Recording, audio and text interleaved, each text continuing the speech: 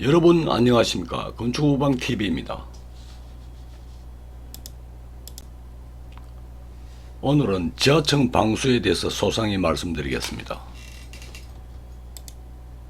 전편에서 보여드렸죠. 지하실은 물통 속에 있다 이렇게 가정하셔야 됩니다. 상시 물통 속에 있다. 지하실은 물샐 위험이 항상 있죠. 이걸 염두에 두고 보시기 바랍니다. 지하실은 물 흐름을 차단하고 수압을 제거하고 틈새를 막긴데, 여기서 틈새는 이제 방수를 하는 거죠. 이것은 보조 수단이다. 문제는 수압 제거와 물 흐름을 차단한다. 여기에 주안점을 두고 방송하겠습니다. 지하실 지난편에 보셨죠? 지하실 외벽이면 물이 줄줄 새죠. 또 이 바닥입니다. 바닥에는 매트라 그러죠. 통기초를 매트라 그럽니다. 온통기초를. 이 바닥이 수압에 의해서 균열이 생기면 물이 올라올 수 있고요. 심하면 기둥도 파손된다. 이것은 부력작용으로 인한 것입니다. 구조물 파괴되는 경우도 가끔 있을 수 있습니다. 여기서는 노내로 하고 물 새는 데서 말씀드리겠습니다. 보수 방법, 이런 방법이 있어요. 에폭시 그라우팅을 주입을 한다.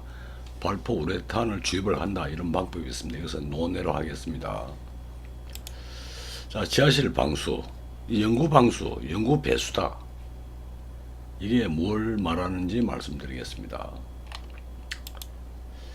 전편에 이어서 지하실은 항상 물이 차 있다. 지하실 외부는 이렇게 가정해야 됩니다.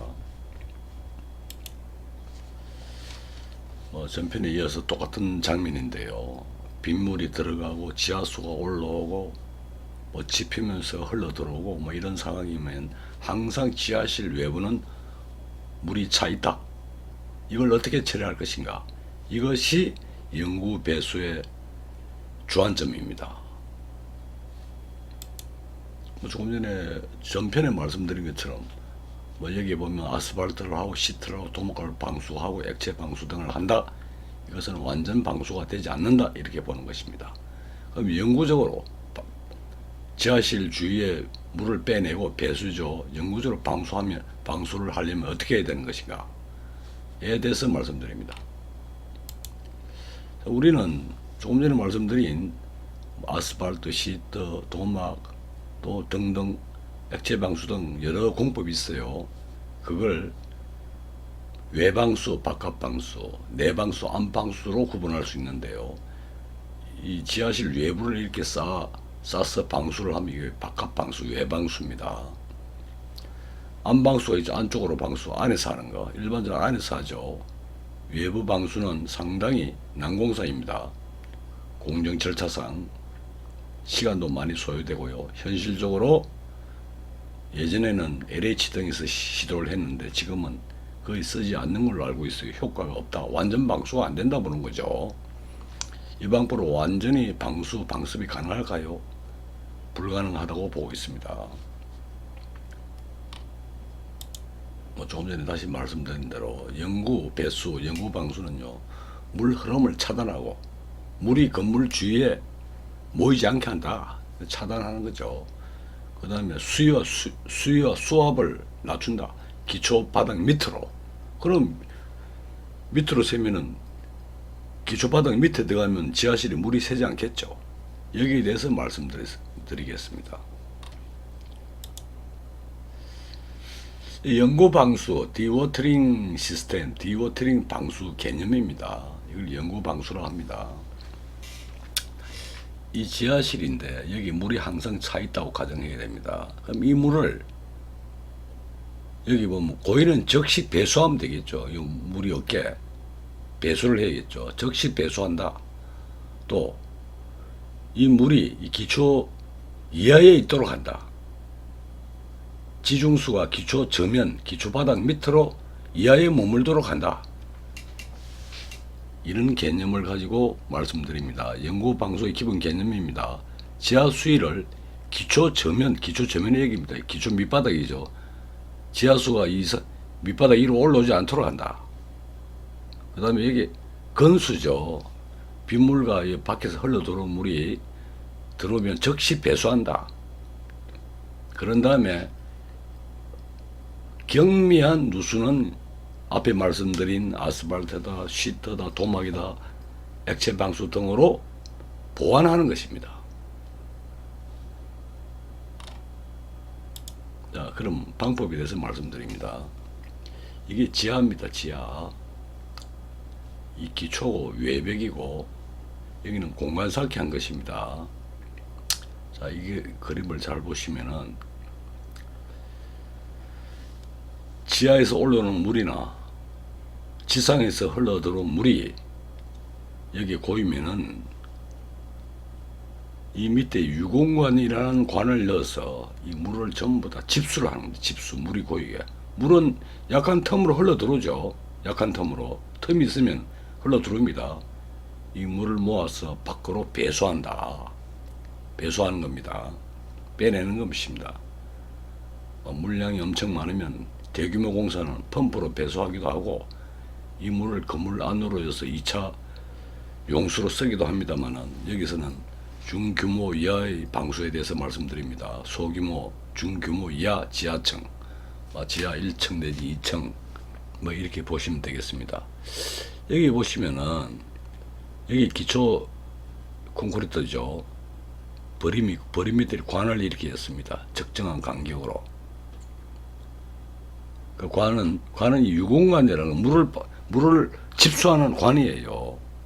그래서 여기 보시면 이 단면이 유공관이 있고 유공관 주위에 유공관이 있고 여기 보시면은 유공관 주위에 이제 흙이나 이런 이물질을 못 들어가게 이 부직포라 그러죠. 토목 선물로 쌉니다. 미세한 흙입자가 구멍을 막지 않도록 그 다음에 주위에 자갈로 채웁니다. 자갈은 큰 흙입자가 흙이 유공간을 메우지 않도록 쏴주는 겁니다. 이 단면이 이렇게 되죠. 그 다음에 이제 이것이 기본적으로 이 물을 여기서 공곡이 있으니까 구멍이 있어요. 이 공간에 물을 빨아들이는 거죠. 왜? 물은 공곡이 있는 대로 흘러 들어가니까. 이 공간이 있으면 여기 찬물이 공간으로 흘러 들어가겠죠. 이 물을 모으는 것입니다. 집수관이 되죠. 그럼 이 물을 적정하게 밖으로 빼내는 것이죠. 중소규모 이하 건물에서는 지하 1층 또는 지하 1층 정도로 생각하면 되겠죠. 이 관을 연결해가 맨홀을 만들어 놓으면 이게 여기 들어오는 수압이 작용하면 이 물이 일로 다 빠져버려요. 모여서 이렇게 흘러나가게 돼 있어요. 수압에 의해서. 그럼 여기 맨홀을 만들어 보면은 물이 많을 때는 여기 올라오고 물이 없을 때는 내려가고 그래요. 자, 이 개념입니다. 소위 유공간 맹한거 배수공법이라. 맹한거. 눈이 없는 안 거죠. 땅속에 있으니까. 이 단면을 보시면은 콘크리트 위에 여기 이제 갈매기 표시가 있죠. 이것은 지금 배수판이라 그럽니다. 배수판. 약간의 물이 올라오면 여기 공간이 있어요. 이 공간에 물이 밖으로 빼내게끔 돼 있어요. 그 다음에 유공간을 넣고 부직포를 감고 자갈을 채우고 이 필터링 하는 거죠. 물만 빠지게. 흙 입자나 덩어리 큰 것이 관을 메우지 않도록 쏴주는 겁니다. 이게. 그 다음에 기초를 치죠. 그 위에 배수판을 깝니다. 약간의 물, 결로수와 약간의 누수가 있는 부분이 이 공간으로 물이 모이죠. 이 물을 어디로 빼는 겁니다. 어디로. 여기 물을 뭐 트렌치로 뺀다든지 하는 겁니다. 이 그림이 뭐 이해가 되실지 모르겠는데 다시 말씀드리면요. 조금 전에 보시죠. 이 기초죠. 외벽 콘크리트입니다. 여기 밑에 적정한 간격으로 유공관을 넣고 토목 부직포, 이 필터링하는 부직포가 있어요. 물은 통과하고 찌꺼기는 통과하지 못하도록 하는 재료입니다. 그 다음에 큰 쇠석을 채웁니다. 그럼 물이 다 모이겠죠. 유공관 어떻게 생기면 이렇게 생겼어요. 보시면은 이 관 주위에 전부 다 구멍이 뚫혀져 있어요. 구멍이 막 나 있죠. 그러면 물은 어디로 흘러갑니까? 공고로 흘러들어가죠. 공고로 흘러들면 물이 모이겠죠. 물을 적정한 방법으로 빼낸다. 그러면 자연적으로 수압이 해서 이게 물이 많이 차면은 관에 많이 찼다가 적게 찼다가 해요. 실제로 보면요. 이 간이 영구 배수 공법이다. 이렇게 생각하시면 되겠어요. 뭐 빌라 정도, 뭐 이런 일반적인 상가 정도 이런 공법으로 충분히 영구 배수라고 하는 용어에 어울릴 수 있습니다. 그럼 이게 그 다음에 기초에 이제 이걸 뭐냐면 배수판이라 그래요. 배수판. 이 배수판이 이렇게 생겼어요.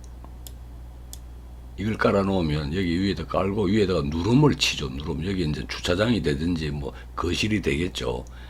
약간의 물과 이 결로수가 나오죠. 결로수. 이게 지금 외벽이면 지하는 항상 결로가 있다고 봐야 돼요. 결로수 물이 이 트렌치를 빼든지 또는 유공 배수판으로 빼든지 이 물을 모이게 하는 거죠. 그래서 이 표면은 이중벽이죠. 브로콜을 주로 쌉니다. 브로콜 싸든지 벽돌 싸든지 관계없어요. 또는 배수판이라는 게 있죠. 좀 아파트 지하에 가보면 배수판 이렇게 붙여놨죠. 이 공간 쌓기 하는 거죠. 여기 공간은 공기 순환 공간입니다. 그래야 결로수를 체결할 수 있는 거예요.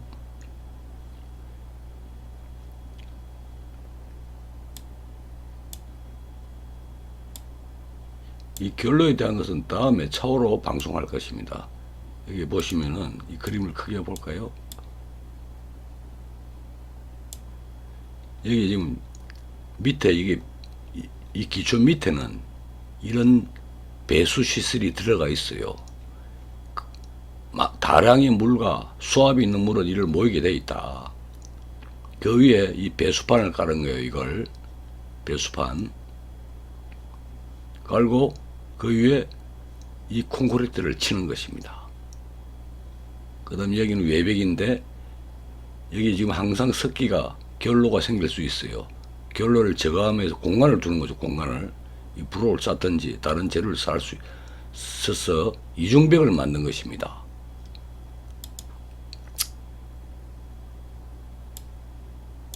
배수판은 그림을 그리면 이렇게 생겼어요. 이 밑으로 물이 왔다 갔다 하는 거예요. 그럼 여기 물이 통하겠죠. 뭐 어디로 배수를 해야겠죠. 그 다음에 이거는 그 다음에 이제는 골조상에 들어오는 물을 여기 콘크리트를 치고 나면 기초를 치고 나면 그 다음에 벽을 치잖아요. 그럼 여기 조인트가 생기죠. 여기 조인트는 항상 취약부거든요. 물이 이렇게 들어올 수 있어요. 이렇게. 그걸 막기 위해서 여기 기초죠. 여기 이제 수직 철근이 올라가거든요. 이게 이제 외부 옹벽 형틀이 되고, 그럼 이 자리에다 이런 수팽창 지수제를 해가지고 이런 걸 넣어요. 이건 물이 들어가면 팽창돼서 여기서 통과되는 물을 억제하는 거예요. 못 들어오게. 이런 재료를 씁니다. 여기 보시면 이게 지금 수팽창 지수제 쓴 겁니다. 두 줄로 지나가 있죠. 벽이 두꺼우면 두 줄로 씁니다. 이것이 지수제예요. 지수제. 이 옹벽을 치고 나면 여기 조인트가 생기니까 기초 위에 여기 이음이 생기죠. 그럼 여기서 물이 이리 들어올 수 있는데 이 부분을 지수를 하는 겁니다. 이것이 물이 되면 팽창돼가지고 공고를 꽉 메우죠. 그래서 수팽창 지수제라 그럽니다. 벽이 얇을 때는 200 정도 될 때는 한 줄만 하면 되는데 300, 400 정도 되면은 두 줄로 엮는 게 더 안전하겠죠.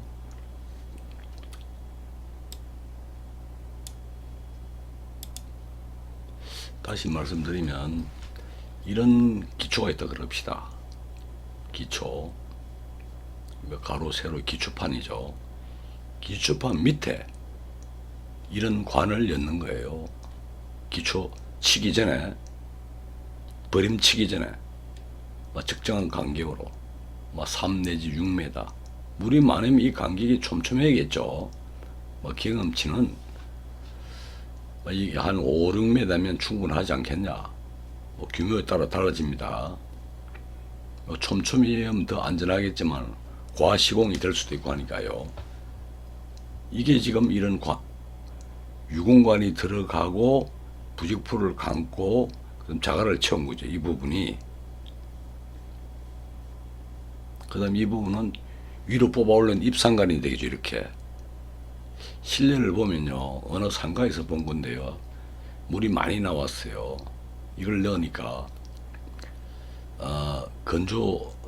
건기에는 물이 잘 안 보여요. 우기가 되면요. 물이 여기까지 쭉 올라와요. 이 면을 보면 극단적으로 물이 많으면 그 오버플로우 하겠죠. 밖으로 빼면 되겠죠. 근데 이것이 깊다.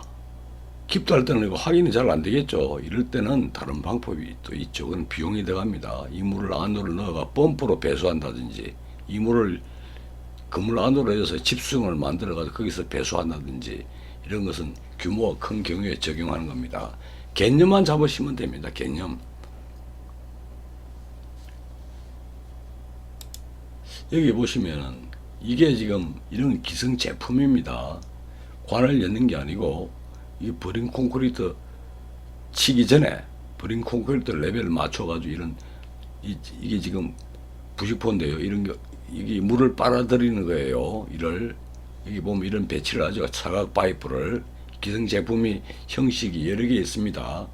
이것은 건축주가 시공할 때는 자료를 찾아보면 쉽게 이해할 수 있습니다. 이런 거는 이 물을 모으는 거예요. 이렇게 이 유공관 대신에 기성 파이프를 써가지고 물을 모아서 밖으로 빼낸다. 또 규모가 크면 어느 부분에 집수정을 만들어서 물을 모아가지고 펌핑하는 거죠. 지하가 깊으면요. 중소 규모는 그 비용도 생각하셔야겠죠. 이렇게 배치를 한다 이죠. 이 기성 제품입니다. 디워터링 시스템이라 그래요. 영구 배수 시설. 그래서 간이한 경우는 뭐 주택 정도나 뭐 빌라 정도 또는 뭐 상가 규모가 단층에서 지하인데 크지 않으면은 유공관을 써도 무방하다. 그럼 유공관을 쓴다는 거 아까 그 기성 제품이나 이 제품이나 이 유공관을 쓰는 거는 기능이 똑같은 거예요. 유공관 150에서 200짜리 정도 쓰면 될 거예요. 적정한 간격으로 배치를 하는 거예요. 여기 보시니 뭐 적정한 간격으로 규모가 큰 거는 이건 전문 기술자가 계산을 합니다. 물량이 얼마로 추정되니까 얼마 간격으로 배치를 하느냐 이런 설계에 나오는 거예요. 유공관을 모으면 유공관을 배치를 하면은 이 물이 여기는 근데 대면 토사 자리는 이 물이 많은 자리 같으면은 이 깊으면요 이 흙이 여기 있는 물도 이렇게 빠지는 게 좋겠죠. 그러면 양질토로 메워야 된다. 좋은 땅으로 마사토 물이 잘 빠지는 진흙으로 메우면 물이 여기 있는 물이 잘 안 빠져요. 그럼 물이 안 빠지면 외벽으로 침투할 가능성이 있죠. 여기 뭐 자갈, 쇠석, 뭐 양질, 마사토 등으로 메우는 게 좋습니다. 이 메우는 자리는. 그럼 여기 물이 배수가 되니까 옹벽에는 투수가 잘 안 되는 이 물이 전부 다 이렇게 유공관으로 모인다고 가정하는 거예요. 실제로 모여요. 그럼 여기 수압이 작용할 틈이 없죠. 물이 밑으로 빠져버리니까. 그러면 여기는 방수가 없느냐? 상황에 따라 약간의 액체 방수 또는 도막 방수 등등으로 약간의 방수가 필요할 수도 있어요. 뭐 수압이 없는 자연수 정도의 물이 이렇게 침투될 수도 있으니까 이 콘크리트가 완전 수밀이 아니니까 완전 수밀 콘크리트 치기는 이론상으로 가능한데 현실적으로 어렵다. 개념이 이해가 되시는지 모르겠네요. 여기 보시면 이런 그림도 있어요. 경명 구조물은 이 밑에 보면 이 잡석을 막 채워놨죠. 잡석을 채우면은 필요시 유공을 설치죠. 이 잡석의 물이 전부 다 일로 통과해 유공관으로 흘러가는 거예요. 유공관으로 다 들어가는 거예요. 이 피롯이 이렇게 배수를 하든지 규모가 크면 이 물을 집어 이어 가지고 집수용을 만들어가 펌핑을 할 수도 있어요. 그것은 공사 규모가 클 때 하는 것이고요. 지하 1층 정도, 지하실 보통 뭐 3에서 5m 안 되겠습니까? 한층 규모가 크지 않으면 이런 관을 열어도 되고 유공관이라 그래요. 아니면 여기 있는 이 기성 제품 디워터링 시스템이라는 게 타입이 여러 가지 있어요. 적정한 걸 선택해서 이렇게 사각 파이프에 이런 걸 넣는 거예요. 사각 파이프 열어가지고 이 물이 모이가 어느 한 곳으로 모이도록 하는 거예요. 어느 지점으로. 그럼 그것을 밖으로 빼든지, 밖으로 빼기가 뭐하면 건물 안으로 이어서 펌핑해내든지 이렇게 하는 겁니다. 그 위에 그리고 유공관 또는 이런 디워터링 시스템을 설치를 한 다음에 위에다가 이 기초 콘크리트를 치는 겁니다. 그럼 여기 그 밑에 수압이 전부 다 이 유관 배수관 쪽으로 물이 다 빠지니까 수압이 안 걸리죠. 수압이 안 걸리면 여기 수압이 안 걸리면 방수가 필요 없을 수도 있지만 현실적으로는 이 콘크리트가 완전 수밀이지 않기 때문에 약간의 방수가 필요한 경우도 있다. 물이 많은 지역은 이렇게 보시면 되겠습니다.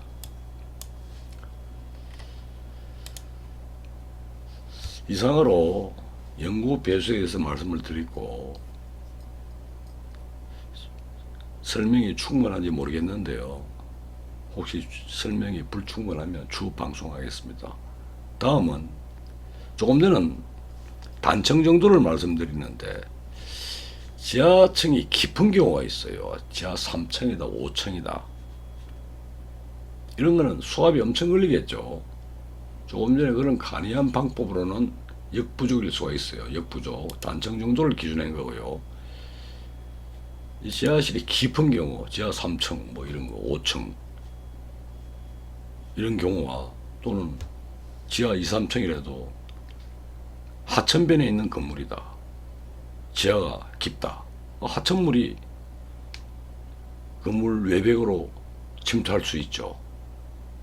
이런 걸 어떻게 처리하면 될 것인가에 대해서 기본 개념에 대해서 방송하겠습니다. 이상으로 방송을 마칩니다. 시청해 주셔서 감사합니다.